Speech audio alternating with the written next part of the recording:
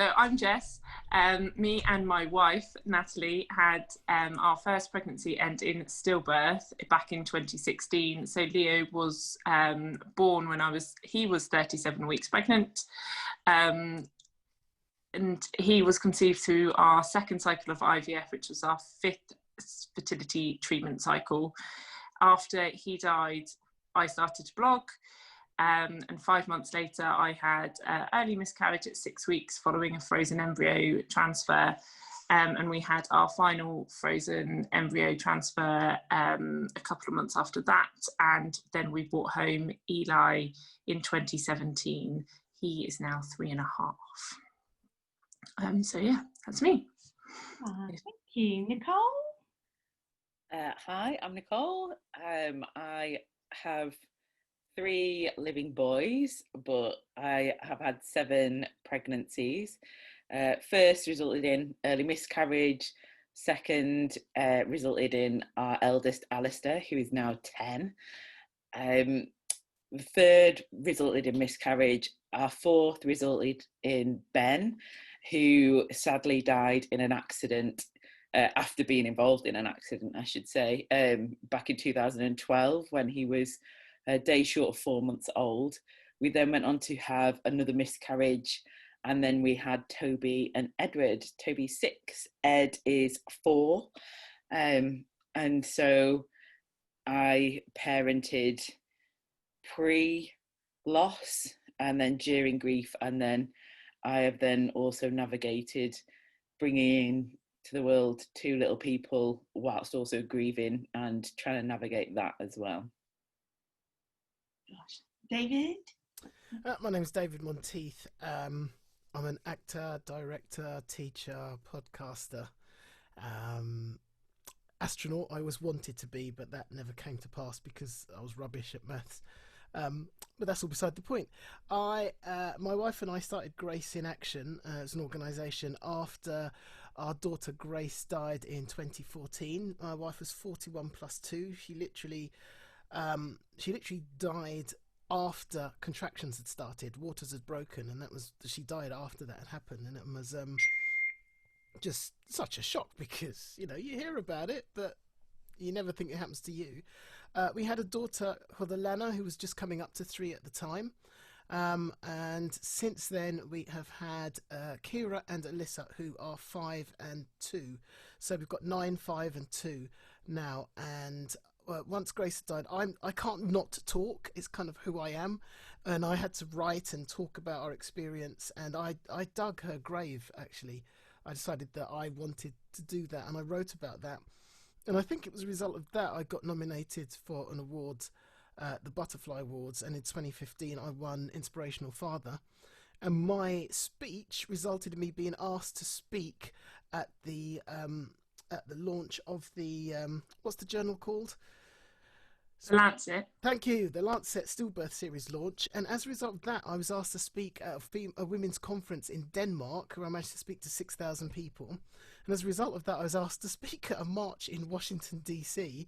And since then, I have been speaking sort of up and down the country and virtually all over the place. And I love nothing more than unashamedly speaking about my dead child. So I'm Hayley, and I am definitely not an astronaut or anything else like that. I'm a head teacher. But I have got Henry, who is 7. Then I had Edward, who died at 20 weeks pregnant as a result of slap cheek. I had slap cheek in pregnancy. And then Edward died, and then 13 months after Edward's death, we brought George home, and so George is very nearly 2. So I had that whole bit of I parented before, during grief, and made harder because Henry didn't know that I was pregnant with Edward, because he was only 3.5, 4, so he just didn't understand. / I don't think I wanted to tell him. That sort of balance. And now we have George, who is George. he is a pocket rocket. So how I should also say that what was the thing, when there's always that desire to find out, to know what happened. And with Grace, what happened was the consultant said to us, don't even go looking for stats, because this doesn't happen. Yeah. It was the freakiest accidents that no one could have done anything about.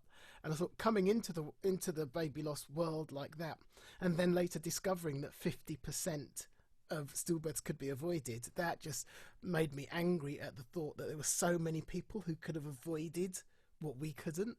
And that's a big motivator, actually. So yeah, and I that's one of the things that really didn't help me, was because it was people saying, oh well, this only happens in 2% of cases. That's not helpful. That's not helpful. I don't want to be that 2%. Doesn't mean it, does it? No, it doesn't make it any different. The only thing that it that did make it easier, I suppose, when I was pregnant with George, was when I knew that I couldn't get it again. Yeah. Because it's like chickenpox. Once you've had it, your body sort of has that immunity to it. So I knew that I couldn't get slap cheek again. But in my mind, I could get, but what if I got something else? And I'm working in a school, which is where I'd contracted the slap cheek, was really difficult. And I remember the first time I did the register and somebody's had the same name, was very much, like, oh, gosh, that could be. And, all those irrational things go. It's not irrational, just for the record. No, no, it's not. It's perfectly rational. It is perfect. And logical. I saw someone say this, and they were talking about the term PTSD, and we claim to have PTSD, and he went, it's completely normal. It's not a disorder, and he just called it PTS because he said it's not a disorder. It's perfectly natural to be this way, to feel this way, to be this broken. It's normal. It's I like that. Disorder. And I was like, yeah, I like that. I might use that. I like it as long as that doesn't allow people to think we don't need support just because it's normal. Because I find when I had so much anxiety in Eli's pregnancy, they would just say to me, "Oh, that's understandable that you're anxious, so we don't need to refer you into pony." Yeah. I'm like, well, I get that it's understandable, but I'm kind of drowning here. Yeah, I'm asking for help. Still kind of need help. Thanks. Yeah. And because Edward was pre-24 weeks, we didn't have access to any of that.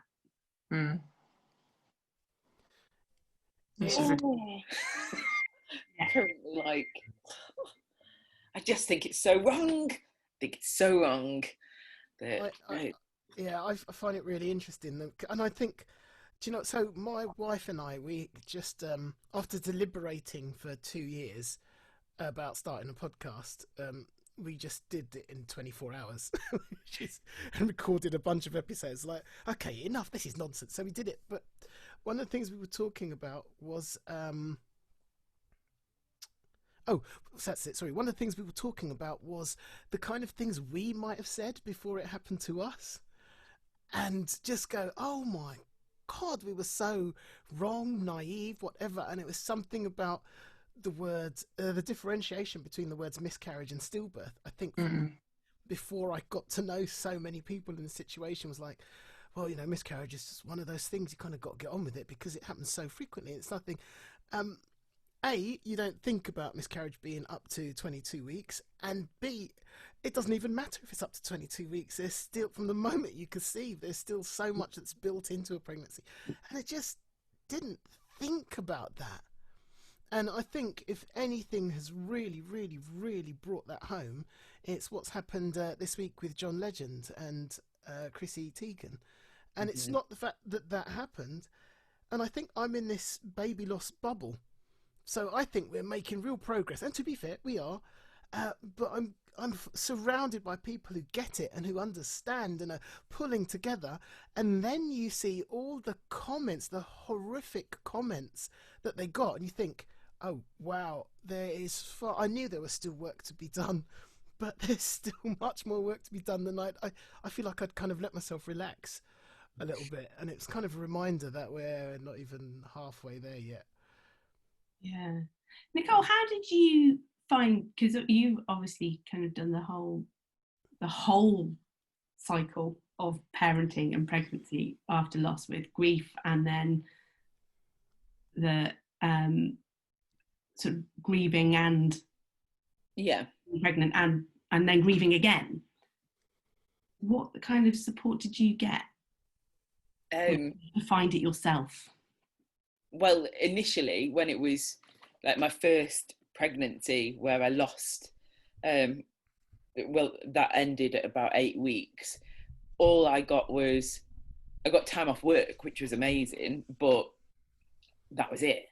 And my family were like, oh, that's really sad, because everybody was really excited that we were pregnant, because Dan and I have been together since we were 16.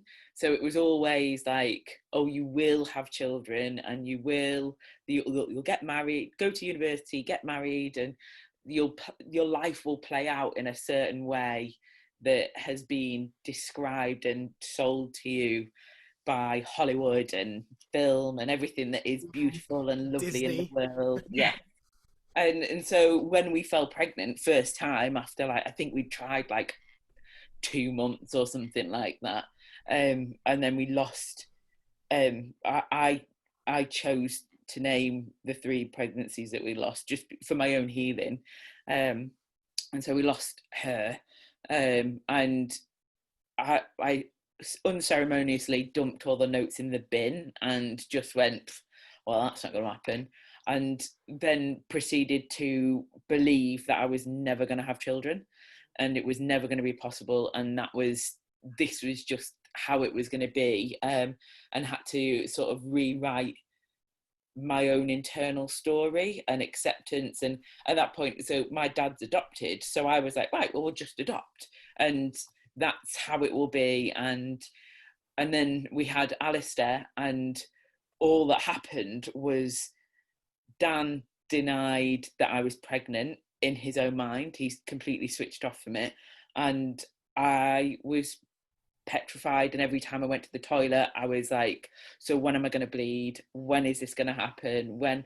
And that was exactly every single pregnancy that I had out of the whole 7 pregnancies. And because I've got a rate of like 50-50, so I'll lose one and then have a child, I'll lose one and then have a child, and so when it came to Edward, who is my 7th, I was like, oh, so I'm just going to lose this one. So I just wrote it off. I was like, yeah, so this is the one that's not going to count, and then I'll have my next baby. And so it blew my mind that I could carry a pregnancy without having a miscarriage.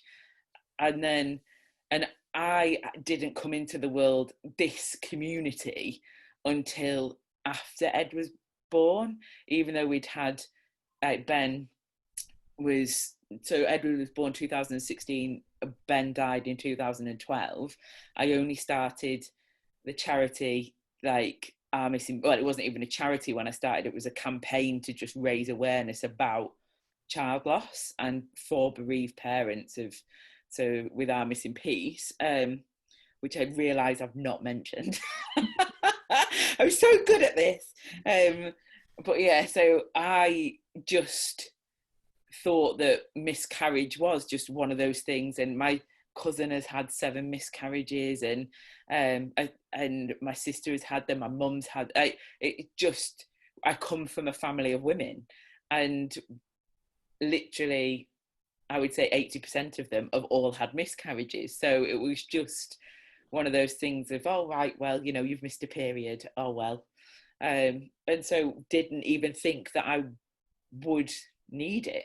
So I'm going through all these pregnancies actually dealing with trauma, and not realizing it until Ben died, and And then all of a sudden I was like, this is real trauma, and trauma on top of trauma on top of trauma. And so when it came to, I actually had a phantom pregnancy as well after Ben died, because I had the miscarriage shortly after Ben died. And so my body just went, well, we'll just give you one and pretend and it'll be okay. So it was all very strange and and it was only through acknowledging my trauma did I realise actually this is really valid, because yes, I might have lost Ben, but there's some people who will have had my story beforehand and been completely invalidated throughout their whole process and never get that acknowledgement of this is not okay, and you do need support and you're entitled to support, and no matter what gestation you are, if this does not sit comfortably with you and you are struggling with it, you are entitled to it. Because there's other people who can go to like 30 weeks and have a stillborn and be like, no, I don't want to register it, I just take it away and never refer to it as a child, never. And it's really tricky when you're in the loss world, because I don't believe in it, but there is this sort of grief hierarchy that people buy into, and I'm like, I'm sorry, that's just complete, it's just, I can't swear, it's just completely wrong, because everybody's reality is their reality, and who am I to say that what is relevant in your life is not relevant? It's we're all just in our own little lanes trying to make it work, and just because I've got stuff going on in my lane does not mean that you've not got stuff going on in your lane. And and that's what I've really sort of struggled with, is who am I to say that your loss didn't count? It's also that you may have experienced, from a logical point of view, you may have experienced far worse things than me, but I'm still experiencing the worst thing I've ever experienced. Exactly. Yeah. And I find, because we know we survived the death of Leo, mm-hmm. that's a relatively manageable experience. But then you look at somebody else's and you think, oh gosh, no, I could, like, that's definitely worse, kind of thing. But it's because it's not your own, like, you don't have any tangible evidence for yourself to say I could survive that. And I know who haven't gone through loss will always say, oh, I couldn't ever survive that. But I think that's kind of sometimes where the hierarchy filters in, doesn't it? Because you know your truth and you know how you've coped with it, but you don't ever live other people's, so you can either undermine or sort of make them appear worse in your head. And also there's that element of fear, isn't it? It's the fear of, I really don't want that. I got through mine, I don't want yours, that's super scary. And just because we've lived our lives and been through our process, I don't want another kid to die.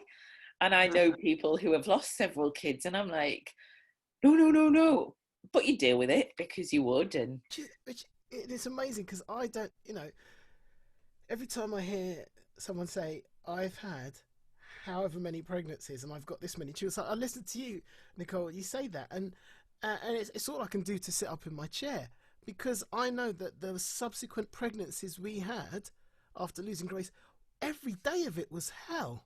Mm-hmm. To the point where I came home and with Alyssa, our last one, and came home and Siobhan went, so we're pregnant. And no word of a lie, and this is a story I can never tell her, I fell to my knees with my head in my hands and I went, no,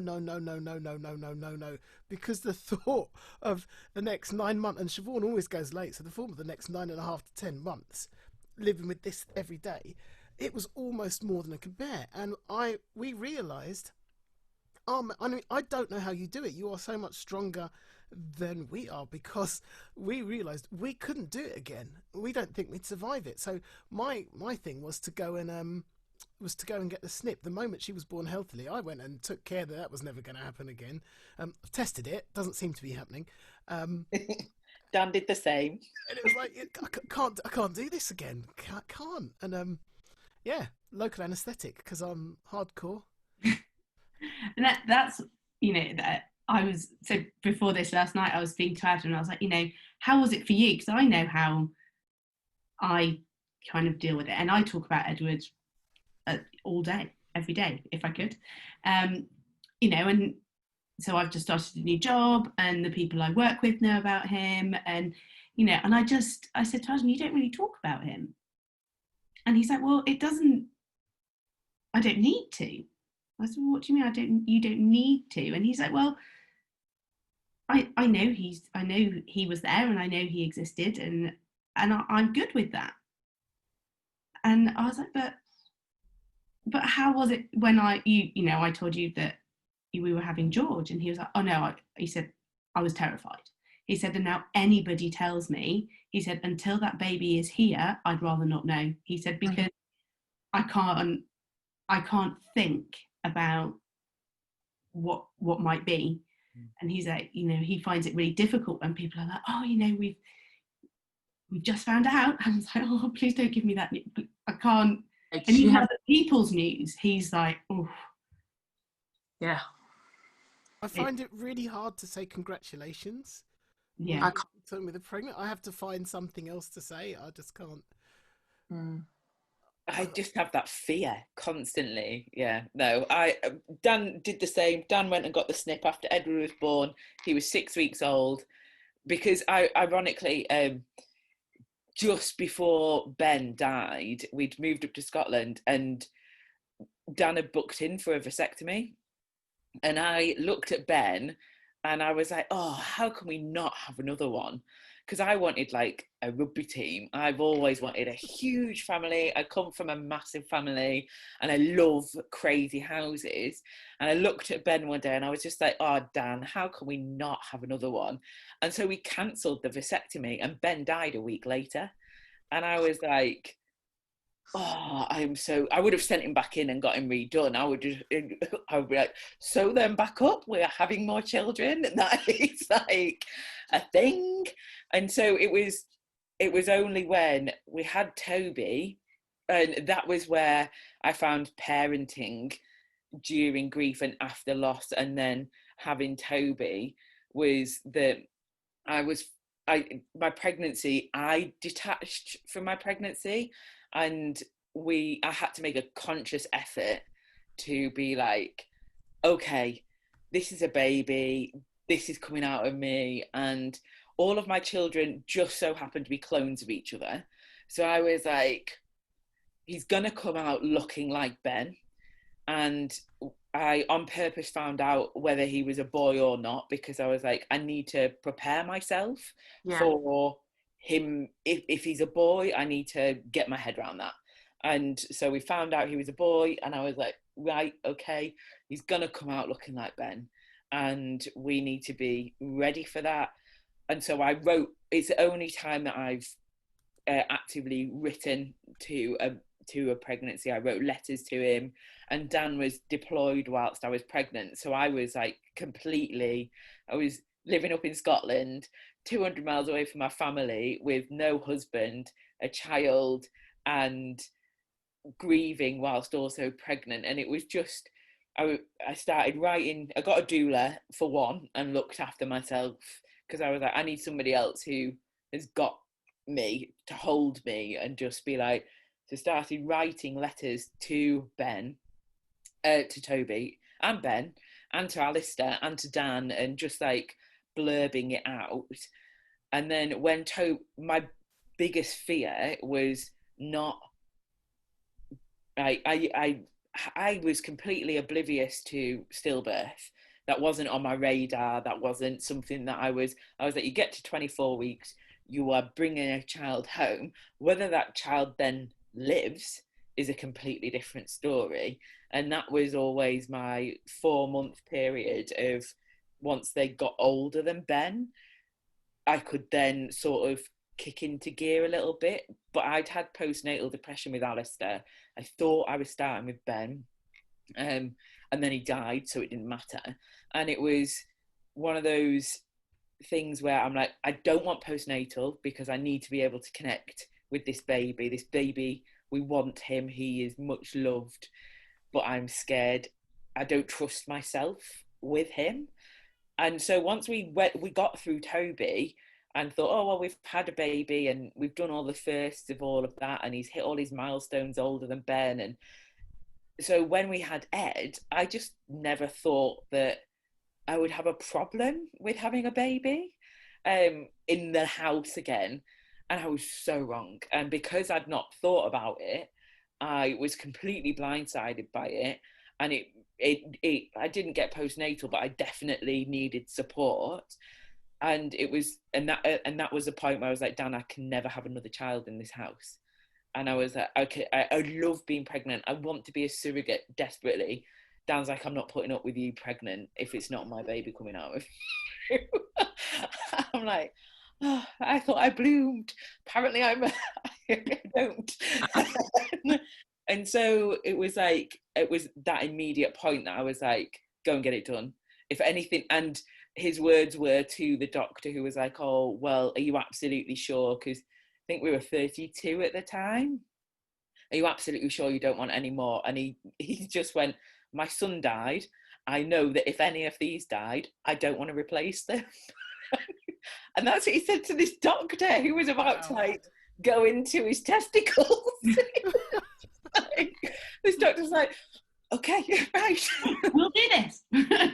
You know what you're talking about. I think that's the thing I find hard for us in terms of having any more and sort of going through pregnancy after loss again, that sort of concept, is that I know I could do pregnancy after loss again. It would be shit. So it would be really, really hard. Like really, really hard. But what I can't connect with is the concept of doing fertility treatment again.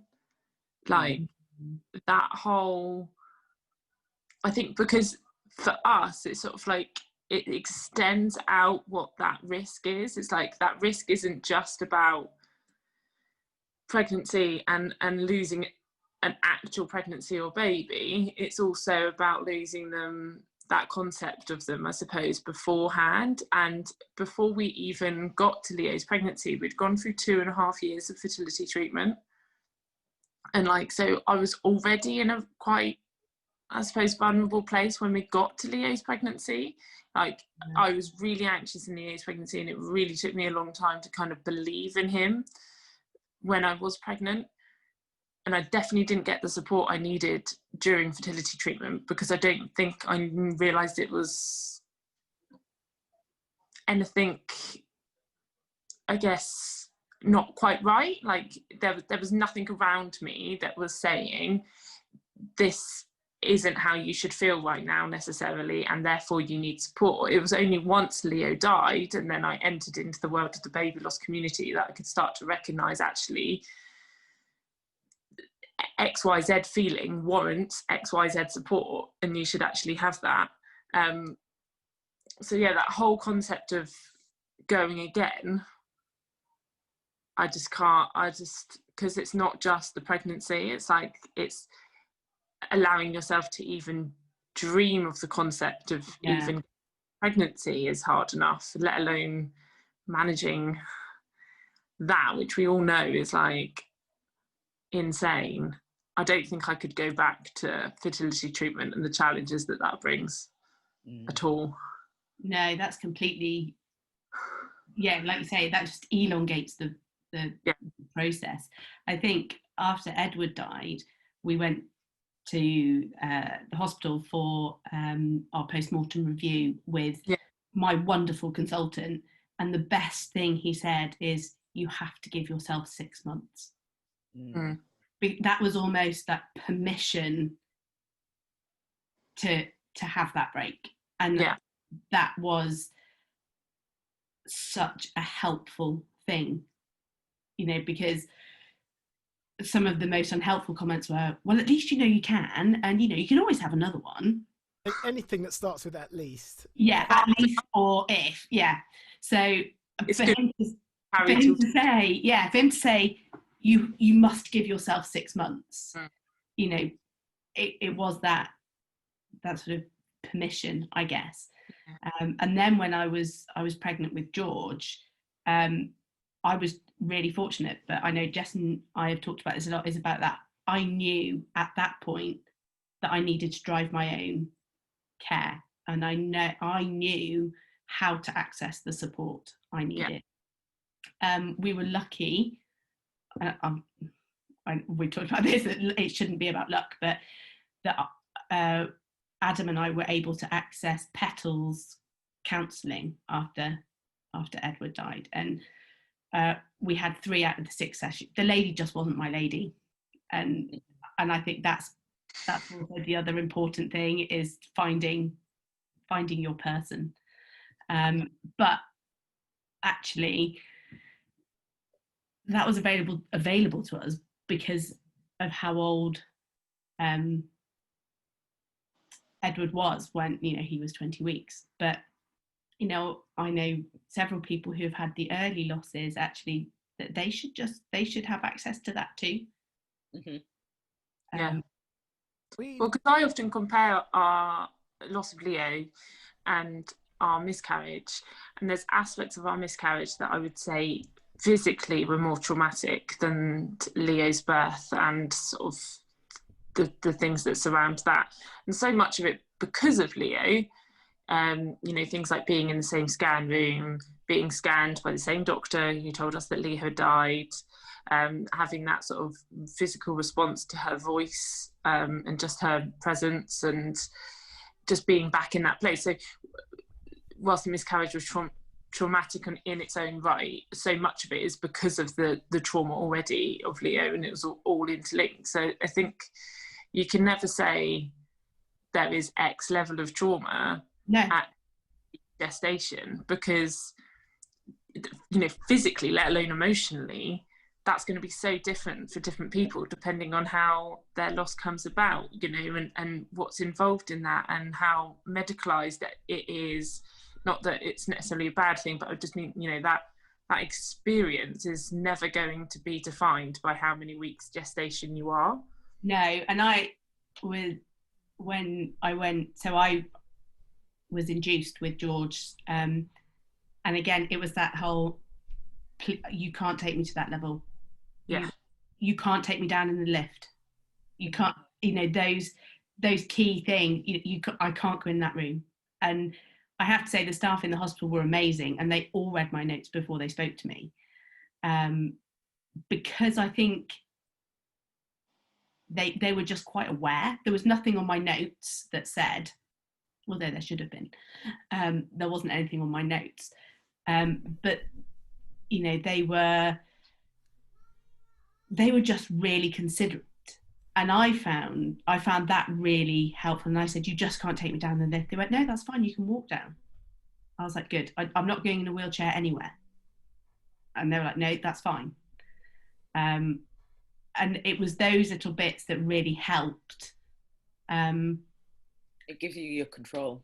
It gave me my control, and I think my biggest fear was that lack of control. And I know, for, you know, from a partner's point of view, and David, you could probably sort of shed a bit more light on this, that Adam found that lack of control with Edward really difficult, and less so with George, because I was in control, if that makes sense. Yeah. Well, with loss, that's the biggest thing, isn't it? That we lose control completely. Yeah.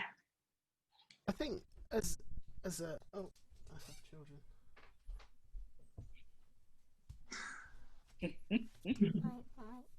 Good night, Sue. Hi. Okay. Thank you. Sleep well, sweetheart. Go. I'm waiting for mine to come down. This is like working from home in the new normal now. You just come to accept that they're going to get involved at some point. Yeah. I think. See, I get really annoyed by people talking about, particularly men, because there's the whole joke about men being rubbish in pregnancy and not wanting to look at the bits in case you never want to go there again, and all this nonsense. Yeah. And I happen to think I'm a fantastic birth partner. I even offered my ex-girlfriend to be her birth partner, and she said something about her husband not being too keen on me being there. I was like, Why? so I can't exactly, Jess. I don't Why would you understand. turn down that offer? Exactly. So what was my point? Oh yeah. So there's this whole like humour about sort of men being rubbish at birth, and I'm like, and I just remember talking about, you know, after Alana just being quite exhausted, and people were, oh, well, what did you do? And I'm like, I am quite aware of what I didn't do. It's horrific how much I can't do. It's exhausting not being able to give more and do more and be more hands-on, no pun intended, and to have to sit there and watch your partner go through this and not do. I know how much I didn't do. I don't need you to remind me. And then when you watch your partner labouring with a dead child, and all you can do is just like hold there and stroke her hair, and you just sit and go, what can I do? And it's horrific. I mean, I'm probably not as horrific as actually birthing a dead child, although Siobhan says, you know, that was quite good for her because she could do, it was the last thing she could do. It was something she could do, and she goes, I almost felt bad for you because there was nothing you could do except, you know, sit there. What was like you, Hayley, we had, when Grace died, we had midwives who actually read our notes, and they saw that we wanted to have a water birth, and they went and got the pool. So it felt like at a time when all our power and choices had been taken away, they gave us back that much, that little bit more, and it mattered so much. And there's just a big, and I think everything we do from that point on is trying to get sort of power and control back in a little way. You know, the memory making, how you choose to make memories. Siobhan chose to not to stop her milk flow, but to donate to milk blanks for premature babies. All of it is going, I want to do something. I think that's why I dug Grace's grave, because I wanted something back, some kind of control, some kind of power, because I felt like it had been utterly swept from under my feet. And it's yeah. And maybe that's why I speak as well. I don't know. Maybe that's part of it. Who knows? I think I found that in Eli's birth, that concept of trying to regain that control. I think coupled with trying to relearn trust, I think they're quite linked, aren't they?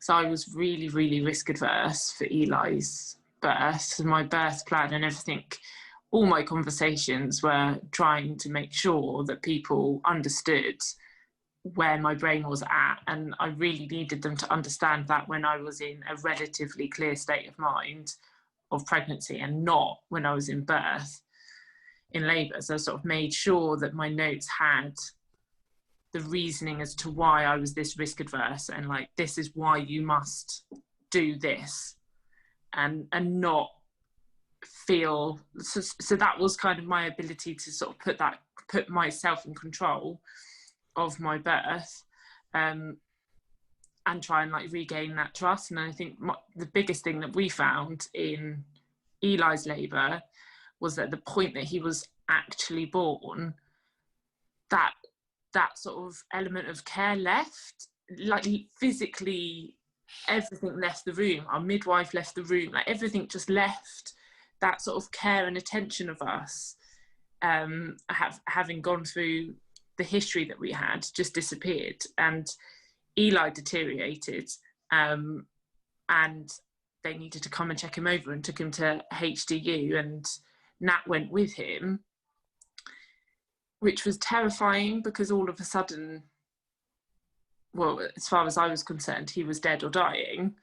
And nobody seemed to understand that that's where my head would be. But we completely lost control and trust of everything, haven't we? And I think I regained it a little bit from my birth, and then it just disappeared again. And they left me for a good, I don't know, I was to shower on my own and everything, like, was just left in the birth room on my own. So I figured he was dead, I was dying, it was all great, you know. And let me just be clear. So you have no idea what's happening with your child, and you've just been left to get on with it on your own? Yeah. So they took him. I left. They gave me tea and toast. I think I dropped that on the floor, and I showered across the hallway on my own, probably about an hour maybe after birth, I'm not sure. I then came in, had to find the buzzer, so I could buzz them to like take me to him and tell me what had happened. And then in our hospital, you like walk out the corridor for the delivery suite, you sort of cross the road, and then you're into NICU. And they sort of took me to the entrance of HDU as a ward, and sort of just pointed me in to the ward. This was 11:30 at night. So if anyone's been in like a neonatal or any kind of intensive care at night, all the lights are off. There was sort of one nurse in there, and Nat was next to him in his cot. And from their point of view, I think they probably knew that he was okay. He just had quite low oxygen. I say that just like, obviously there's elements of that's quite serious, but I think relatively, compared to other babies, he was all right. But for me, he was dying. I had no concept of what the levels of okay could be. No one had spoken to us at any point. And to be fair, I don't really know why I'd asked, because I was that kind of person, and he was born at 36, I've forgotten now. 35 weeks, 36 weeks. He was born earlier than we had already planned for him to be born early. We'd gone into labour, sort of a rushed induction, because he was showing similar signs to Leo on the scan. So there was that in the room as well. Yeah. But no one, literally, I would say, to the point that he was born, that's it. We were no longer pregnant after loss. I certainly found that so we had a health visitor came out, did a home visit. She's like, we're just checking your mental health. I was like, okay. It's a test for that. Apparently, she down questions. Yeah, it's a bit fed up. It's a bit tricky, this, isn't it? And then after George was born, we had the same thing, in that everybody just scattered. Yeah. And they was like, hello. And George was born at 3:25 on a Saturday morning. And my consultant had written in my notes that I was just to go straight home, that I didn't need to stay in, I could just go straight home, because he had understood my need to get back home. Yeah. My mum is also a midwife, so I was coming home to my mum. I was coming home to one-to-one care, which I wasn't going to get on a postnatal ward. So again, we were just abandoned, and I discharged myself in the end, which then flagged up the health visitors. They appeared on the phone. We hear you discharged yourself. I was like, yeah, I have. Yeah, but I'm at home. I'm with my mum, and actually, we're all right. But what was really interesting was I saw my health visitor on whatever it is, day 5. But we weren't discharged from the midwives until George was 3 weeks old, because he wasn't gaining weight. Mm-hmm. But because I was going back to the maternity-led unit local to here, where I had been for all of my antenatal appointments, they got it. And I kind of had that support from my community team, which was amazing. And they really understood and really helped with the feeding and things like that. And they were saying, look, come in again tomorrow, we'll weigh him again tomorrow, and I was like, if you just keep weighing the pig, it doesn't make them any fatter, let's leave it a couple of days.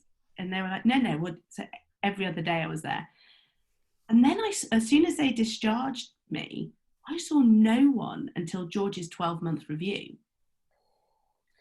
And I took my red book, George's red book, not my red book, took the red book And she said, you know, how are you doing? I went, well, he's still alive. And she sort of looked at me with this horror. And I said, sorry. I said, you know, our son died, our middle son died. I said, oh, you could, you know, if you want to put that in the book. And the health visitor looked at me, she went, oh, we don't put stuff like that in there. And I looked at her and I went, that stuff's my son? And she went, oh, you can add it in if you want, but we don't put that in there. Ow. So at that point, I would have slapped her and walked out. Well, at that point, I said, I think we might be done. And so I've now bought the stickers that said from the Mama Academy that says my sibling died and his dates. But after that, I've not seen a health visitor since. And I know we've had COVID and all of that, but yeah. And so I was like, right. So I mean, I feel quite blessed because we had a good SANS group, some really supportive people. But what was really good was that someone suggested we go to cruise. Never heard of cruise before. I mean, why would I? So we went to our local cruise, and I just think, and given some of the stories I must have heard, I think our local cruise must be exceptional. So we got this counsellor who's a woman, and she was fantastic. And I just went to support Siobhan. I didn't, you know, I'm emotionally intelligent. I was aware of my own grief, but I didn't need counselling, I thought. And then, like, you know, she asked me, oh, how are you doing? I was like, what do you mean? How are you doing? I just thought I'll just say something. And it's like I had this out-of-body experience where I'm looking at myself going, David, you're still talking. And it just went on. And we drove home and I thought, do you know what? I think I'll come with you next week. And then, so we were meant to have 6 sessions. And she said, look, why don't we, you need more than that. Why don't we, you know, increase it and evaluate it later? And then when it came to time to evaluate it, we got pregnant again because Siobhan was like, if we don't get pregnant again soon, I can't face it. Basically, if I don't get back on the horse, I'm done. So we endeavoured to, you know, that. And so we got pregnant, and she said to us, why don't we meet maybe once every 2 weeks for a while, then maybe monthly, but why don't I stay with you until your next child is born? Wow. I'm like, you know, I'm hearing about people going, you know, I got the full 6 weeks, and I'm like, we got like a year. Yeah, that's what we had through Reading Lifeline. Our wonderful counsellor, they had their fertility and pregnancy loss counselling, and when I fell pregnant with Eli, because we'd had the miscarriage, I was like, wow, this is going to get fun. And I'd gone to the GP and was like, I'm a bit concerned. And they were like, oh, really, why? I think you should just go back to work. So I phoned Reading Lifeline, who I discovered on Twitter. And we had counselling with Caroline we've referred in at 8 weeks. I think it was shortly after that we had our first session, right up until Eli was born. And we had an antenatal pregnancy after loss support group, which she also led with a midwife who now runs a Rainbow Clinic at Reading. And that was just to have that support all the way through that pregnancy was just, because it just changes constantly what you need through that time, doesn't it? Yeah. Yeah, it doesn't, you don't hear about it enough. Not enough people can access that longevity. You can't fix it. I had cruise counselling when shortly after Leo died, and when I think I must have then fallen pregnant, so it must have been about the time that I switched, and I wouldn't say they were as successful perhaps as your experience, David, unfortunately, but it's all about finding the right person, isn't it? Yeah, and I totally believe it's about the right person. Yeah. There was a woman in our SANS group, and you know, she said she went to a counsellor. She'd never been to a counsellor before, and blatantly this woman had not read the notes. She just looked at the top. And so this woman sat down, and the counsellor said to her, so why have you decided to go back to work so quickly after having a baby? And it was like, I had a stillbirth, and that's not the issue. Did you read anywhere past the top line? And she hadn't. And she said all the way through this woman kept saying stuff, and she was like, what? Why would you say stuff like that? And he got to the end and said, so, would we book another session? She goes, I would like more counselling, but I don't think we're right for each other. And this counsellor said, why are you trying to sabotage the session? And I'm like, and I think there is something, it's really hard because you're in such a vulnerable place, and yet you have to be aware enough to go, do you know what? It's all right not to accept this and to demand something else or something better. But, again, how do you do that when your mind is all over the place? Yeah. Our hospital counselling sessions were in the family room next to the bereavement suite.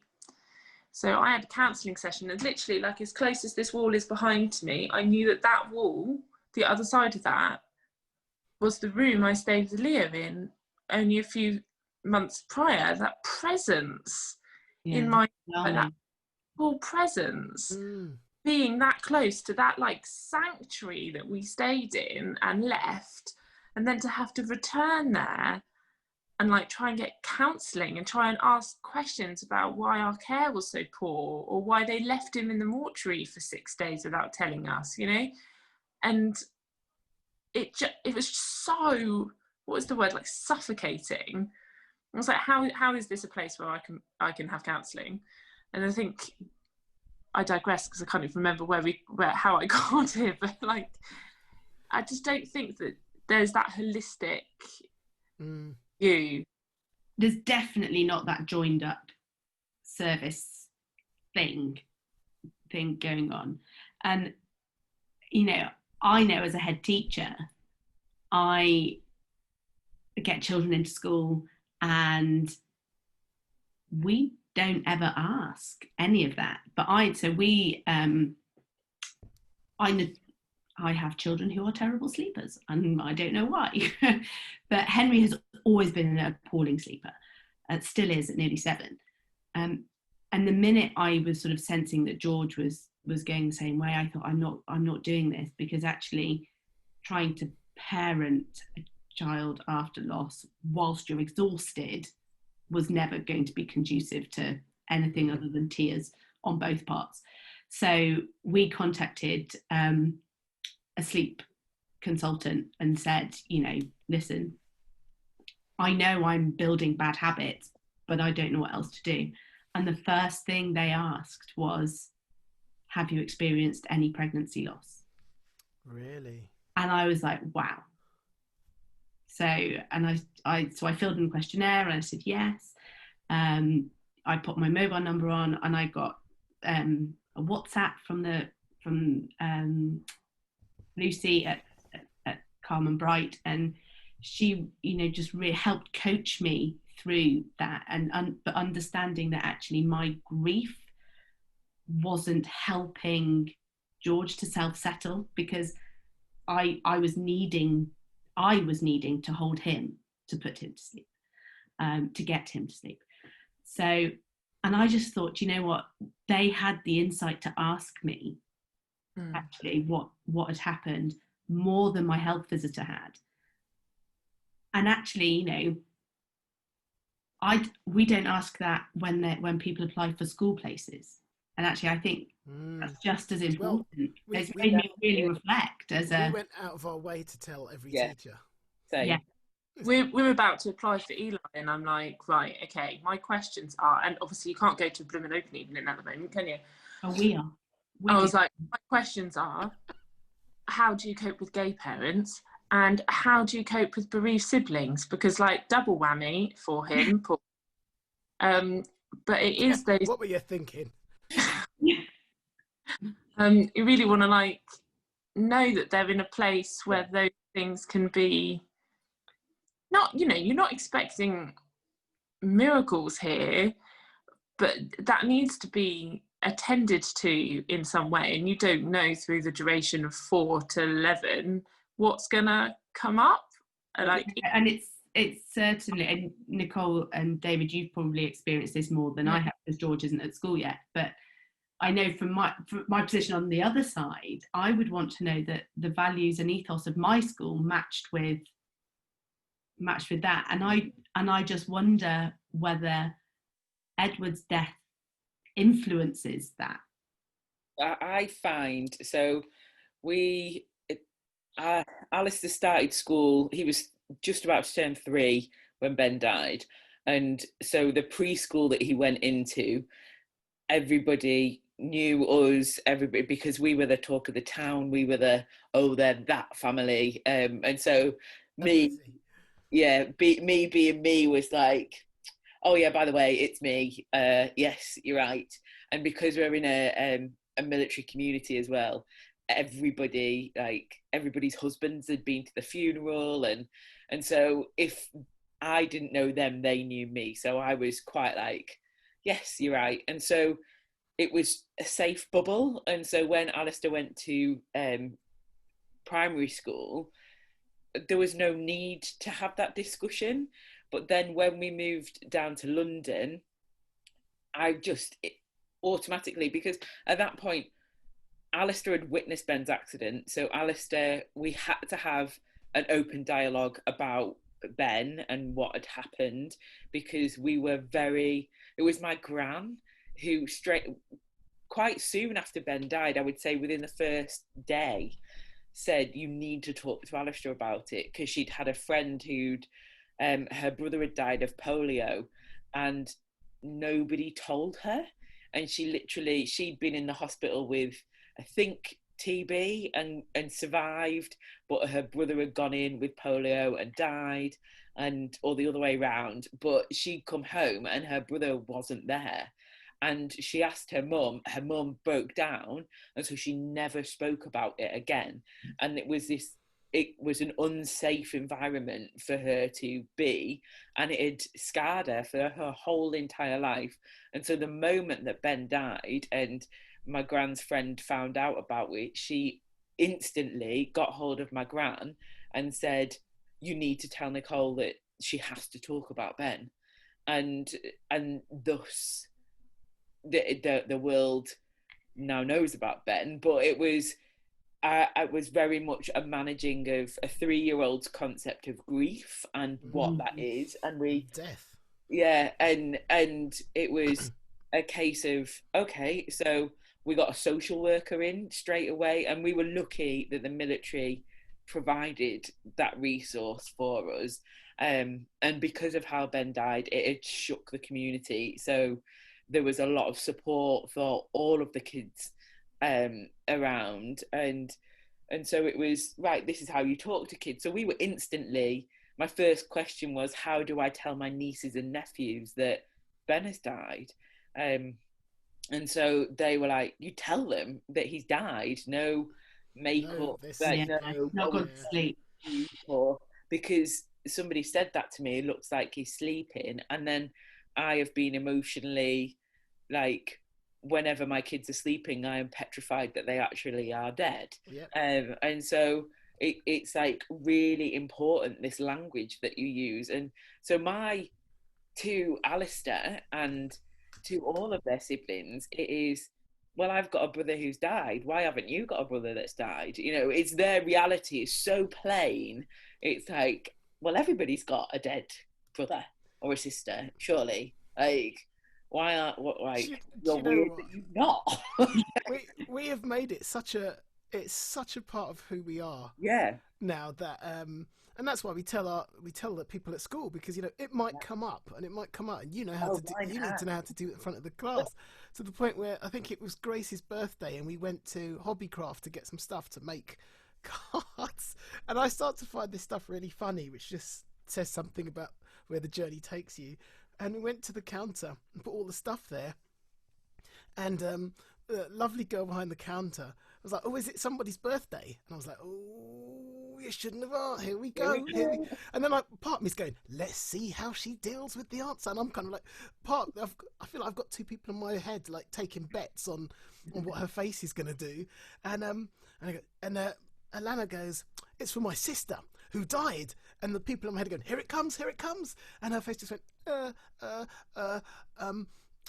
And I couldn't help myself. I burst out laughing because in my head I was taking bets on what her face would do. And Siobhan's looking at me going, "That's not helpful." And he goes, "Yes, it's true." You know, blah, blah, blah. And the poor girl's going, "Oh, well, you know, honesty's good, isn't it?" And I was like, she didn't know what. And but more recently, we were kind of decluttering, and Siobhan found an old diary. I mean, this is just horrific and hilarious at the same time. We ended up laughing.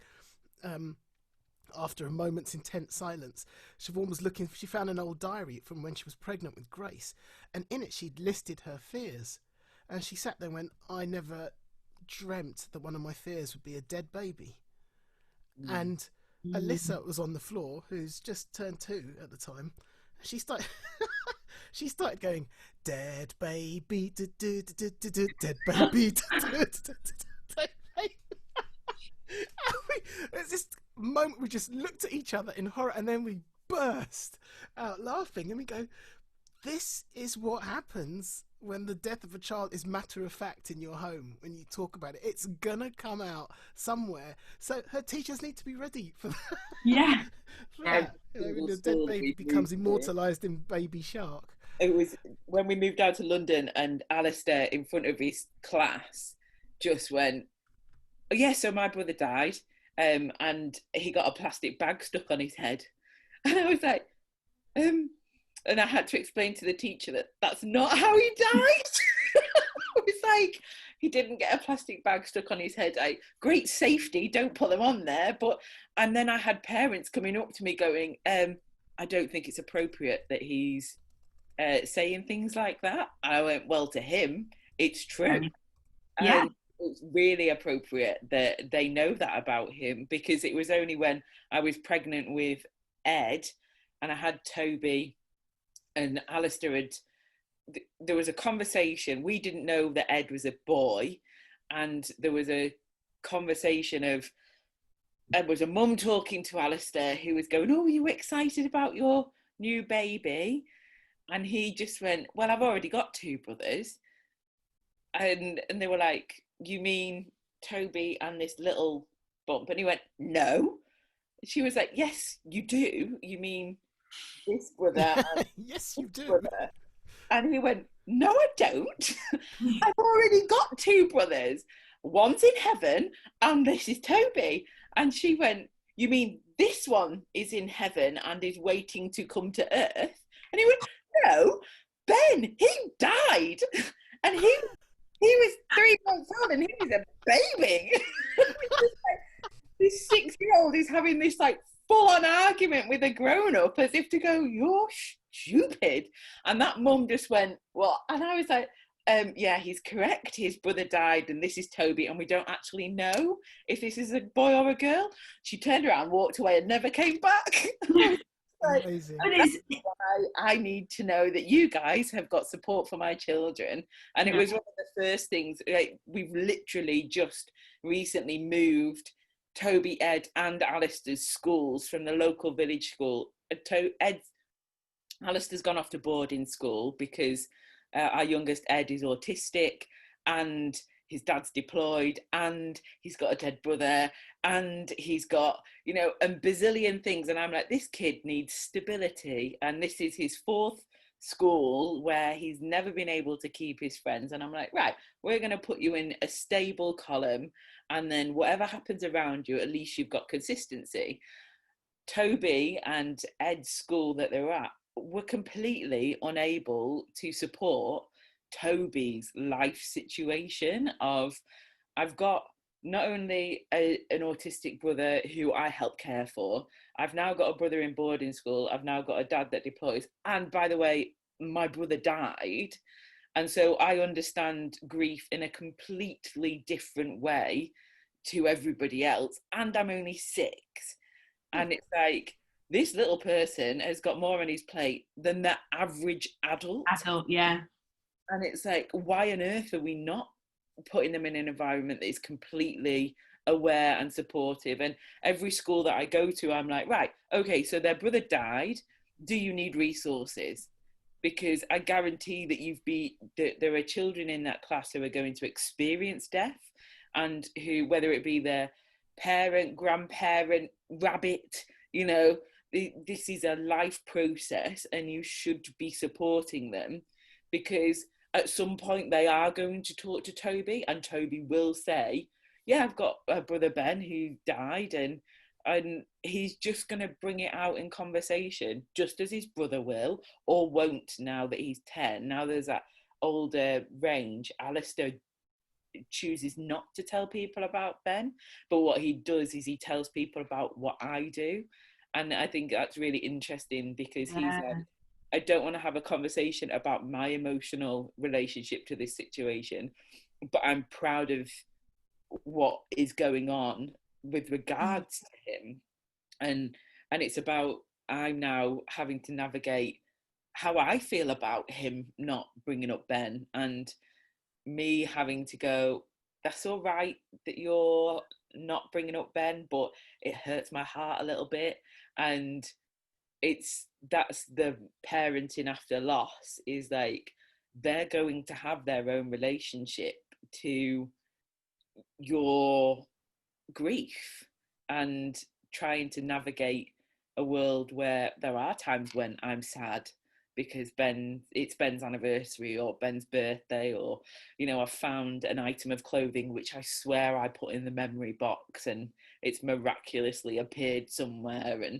And in our house, I'm really honest, especially because their dad deploys. It's like, missing is a part of our world, but death is different to missing. Yeah. And that differentiate of daddy's coming home, Ben isn't. And like your granddad who died at the beginning of lockdown, he's not. And we've got a gran who is just about to die, and that, right, okay, so where is that on? You know, it's really relative. They're really big concepts, aren't they, for kids to really little people, yeah, to understand. Like, even though they're really matter of fact, they're really sort of, they're not tangible, are they? And I find that with Eli, where he's after Leo dying. So Leo's always been a part of his life. We've, you know, always done the bits and bobs that we do for Leo with Eli, and talk about baby Leo, which is quite helpful because he watches Leo the Truck on Amazon, so it's quite good to understand which Leo he's talking about. We leave the room when that's on. Yep, funny that. Triggering. But like, we go to the grave and things like that, and he understands that that's baby Leo, and it's only now that he's starting to open his mind to going, well, where is baby Leo? Like, we had his birthday cake, and he's like, well, when's baby Leo coming for his birthday cake? And you're trying to explain to him death, never knew he was there in the first place. Whereas obviously if you've got a child or somebody and you're explaining death, and it is a death that they've kind of been there for, you can say, well, this person this tangible person, memory, thing, emotion that you have is no longer here. Whereas when they've never been here, I find that really, like, we explain it in a matter of fact way. It's only a couple of times it's been up of, this is baby Leo, he came, you know, before you, and he's no longer here, and he's died, and this is his grave, and this is where we come to remember him, and these are, you know, other babies too. They're not ours, but these are other babies. And he's seen his photos, and he knows which one's a baby Leo and which one a baby Eli, and all of that kind of thing. But I'd never kind of understand whether he even gets that concept that baby Leo was a baby. Baby Leo's not just...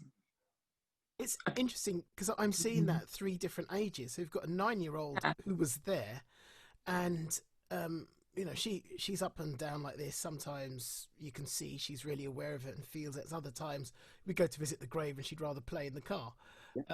You know, so it's kind of like that. And then you've got Kira, who's 5, who knows, you know, she's quite proud that she's got a sister called Grace, and she knows it's sad, but she doesn't really feel that sadness. Yeah. And then you've got Alyssa, who is 2, who, you know, we're indoctrinating her. So she knows she's got, you know, if you go, who's your sisters? You go, Alana. And who else? Kira. And who else? Grace. And she knows that Grace is her sister, and she can show you a picture of Grace, but you can see in her eyes, she doesn't understand. Yeah. And she doesn't even understand what she doesn't understand. And we've got the whole gamut of that there, and it's really and I remember at the graveside actually when Alana was almost 3, when we were burying her, and she was saying to my brother, so where is Grace? And my brother said, oh, Grace has gone to heaven. She's not there anymore where they're burying her. She's gone to heaven. Where is heaven? It's above the clouds. She looks up and it's a clear day. And she goes, but there are no clouds. And I just remember my brother looking at me with this face that said, help me. I don't know what to do now. And I can't remember what I said to her, but it's, you know, how do you explain the concept of death when you're still struggling to understand that your child's died yourself? Yeah. But also I think 3, 4, almost 5 maybe, they are exploring the concept of death anyway. Mm-hmm. And it gets a bit confusing because Alana started talking about death and I was like, oh no, this trauma has really taken root. And people who had children before me went, this is what they do at this age. It's probably compounded by what's happening and has another an extra resonance to it, but this is what they do. And I think sometimes it's really hard to forget that you've got to give yourself space to feel the things that normal parents do. Yeah. It's really hard to identify what those things are. Yeah. Differently, but like, because our first parenting was Leo, we have no base of comparison. Yeah. But impacted by Leo, and we try very hard. We do a lot of work to try and not allow our grief to, I suppose, overtly impact our parenting. I'm sure it does, but I have no idea of what is and isn't impacted by that experience at all. So it's interesting, and you've reminded me of something Hayley said right at the beginning about having a conversation with your childminder about how being the subsequent child has affected the way you've... Mm-hmm. Yeah, the over-attachment. So we've got that with Kira, who was first after Grace, and she, I was going to say the most needy, but she's not needy. She's expressing what she needs. I've taken myself back to... Anyway, you know what I mean. And looking at it, we think that we set those patterns in the womb because we were so afraid of the child dying in the womb. Siobhan said, you know, if she was quiet for too long, she'd poke her. So she was probably quite happily sleeping, and then she would just poke her and wake her up. So right from then, right from before she's born, we're establishing really bad patterns of rest and sleep and all the rest of it. That's why George is a terrible sleeper. Well, he's not now because Calm and Bright saved my life. There we go. Toby's exactly the same. And my counsellor, when I was talking about Toby and his, like, at the moment, not needy, but needy. She was like, Toby's your rainbow baby, isn't he? And I was like, yeah. And she went, there you go. There you go. That's it. I was like, oh, right. Because it is, they grow up with this everybody wants them, everybody needs them, everybody is waiting for them to heal this wound that is being created, and all that happens is this little person's like, excuse me, you needed me, you wanted me, and I shall have your attention, thank you. Yeah. Oh, that is George, and I thought it was just Kira. That's Kira. That's really interesting. Really enlightening to have this conversation, actually, because she's acting out in ways that the others haven't, and you're just like, why is she so? Why is she so needy? And actually, it's blooming obvious, isn't it? Yeah, that's so good. That's it. That's some. You know, I thought it was just because George had inherited my determination. Nicely done. My determination, my drive, and keep going. And other words that also might mean stubborn, but also so stubborn. Kira, yeah. God, blowing my mind. I find that really interesting because when Eli was little, when you talk about sleep, he didn't want to be anywhere near us. We had to soothe. We had a 30-second window to go in, pat him on the back, and leave again. like if we hung around too long, that was it. He would kick off. Like we would have to like rock him like, when he was like 5 months old, like this. Like he didn't want to be cuddled. We literally had to just stand there like this and like not get too close to him. And him going, I'm all right, Mum. It's okay. No, but weirdly, Kira. Until he was 2.5, that he started to get cuddly and actually like ask and want cuddles. And like obviously we cuddled him, but he was never touchy-feely. He never like wanted that. Weirdly, having said Kira's the most needy, but she's like that. She's the least affectionate. Yeah. As well, and she will claim cuddles when she wants it. Yep. Yeah. Stop.